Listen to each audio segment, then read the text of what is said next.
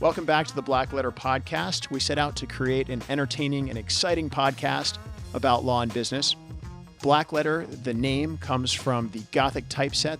Over time, Blackletter became the only font that English law books were printed in. It made it harder for kind of the common person to understand what the English law books said. Blackletter came to represent something that was law, that was set in stone, that was sort of old and a well-settled fundamental principle of law. We're here to demystify black-letter law. We're here to demystify things that happen in business and law and where those two meet. And I hope you have fun listening. Welcome back to another episode of the Blackletter Podcast. With me today, I have once again the lovely Jackie Quan to tell us about happiness, empathy, high-performing teams, and how all of these things make you not only better at work, but your work better and your life better and you happier and live longer, all the good things. And she's going to share with us today kind of 3 big points or 4 big points, a few big points that you can take away. And they'll end up in our end-of-year Blackletter summary as well. So Jackie, without further ado, since everybody's heard your first 2 shows, tell us kind of in summary fashion, what are the 3 or 4 things that every entrepreneur, lawyer, business person, human should think about when it comes to high-performing teams and happiness? Practice stress reduction for yourself and others around you. So I would say that probably the most critical well-being skills in life, they're not taught to us. So people just say, be resilient. And no one ever tells you how to be resilient, actually. Okay. Or people just say, be kind. And then, somebody is being not nice to you. And then people just tell you, do the right thing and be kind. But no one ever tells you to actually how to do that. So I would say that the first is, do something, anything, whether it's daily or multiple times a week, where you're only in the present moment. And Okay. that's what mindfulness is. And I have a friend of mine who I was helping, practice mindfulness. And she said, I like mindfulness, but only when you're with me. I said, okay, well, I can't be with you every single day. Wow. Yeah. Right. And so it turns out that she found later, in a couple months period, that she loves to swim. So she ended up swimming 3 times a week for 20 minutes, but then she loved it so much and she felt so good afterwards that she ended up swimming for an hour 4 times a week. Wow. And I asked her, when you're swimming, what are you thinking about? And she said, actually, I don't know. I'm just breathing and I'm counting my laps. And I said, that's a form of mindfulness. You're only in the present moment. Yeah. You're not thinking about the past. You're not thinking about the future. You're only in the present moment. So the neuroscience shows that where you're only thinking about the present moment, even just 10 or 15 minutes a day, you're actually potentially rewiring your brain for more beneficial brain structure. You're Okay. actually wiring the brain structure of your brain that's higher executive function that says, I'm going to focus on this. I'm not going to get distracted and I'm going to finish this task. Okay. So item 1 is practice mindfulness every Yes. day. What's item 2? Is there? Physical movement. So Okay. physical movement, you don't have to do a lot. I'm not, some hardcore yogi or I'm not a marathon runner. I just like to walk. I'm not a Okay. swimmer. When I play tennis, there's a giant hole in my racket. So what works for me may not work for you, but I like to Right. walk. So do anything and everything to get physical activity, whether it's walking, biking, Great. tennis, Yep. whatever.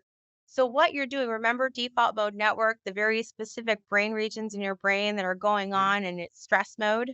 Okay, when you physically move, you're redirecting blood flow away from default mode network. It's one of the major reasons why you feel so good after you go on a walk or a run.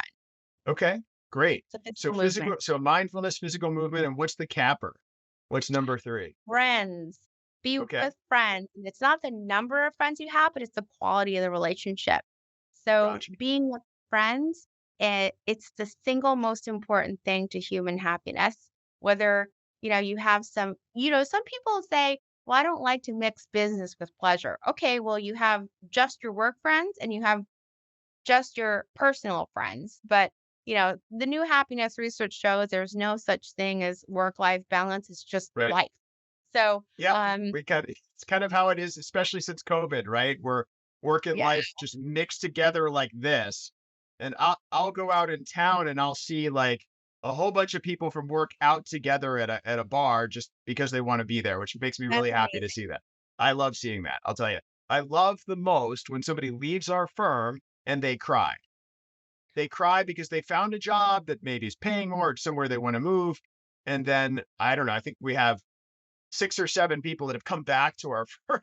Oh, that's So, wonderful. yeah, we have one attorney coming back, like, I think this week, in fact, who was here for many years. So, anyway, so I think that's wonderful. I appreciate that. I'll throw one last curveball at you. I think we have 2 more minutes, and I'll just say this. This is a personal experience thing, so I have a question about it.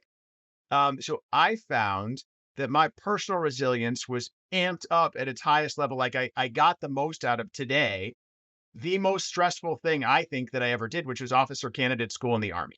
Honestly, it was very hard. It was intentionally stressful. They never complimented you. They were like, an officer has to lift himself up. We're never going to.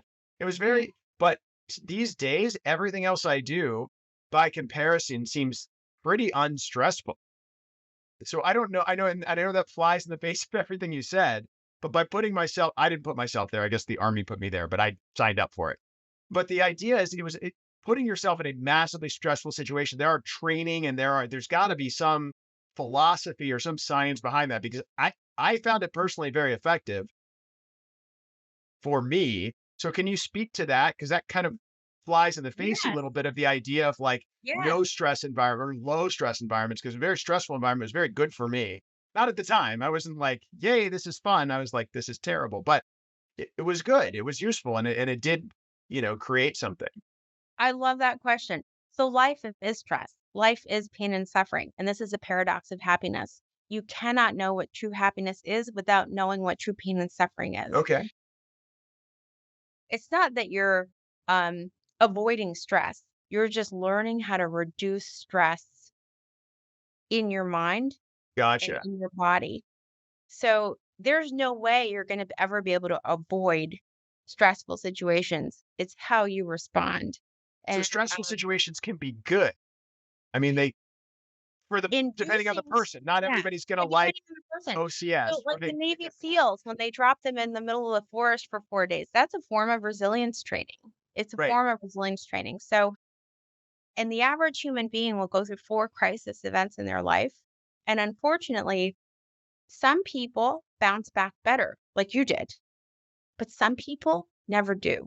Some Right. people will go the other way and never come back. And the happiness researchers studied the negative aspects of emotion for many years. And they said, okay, if you're really depressed and you have severe anxiety and you're really bad and you're a 10, and if we get you an 8 or a 5 neutral, that's success.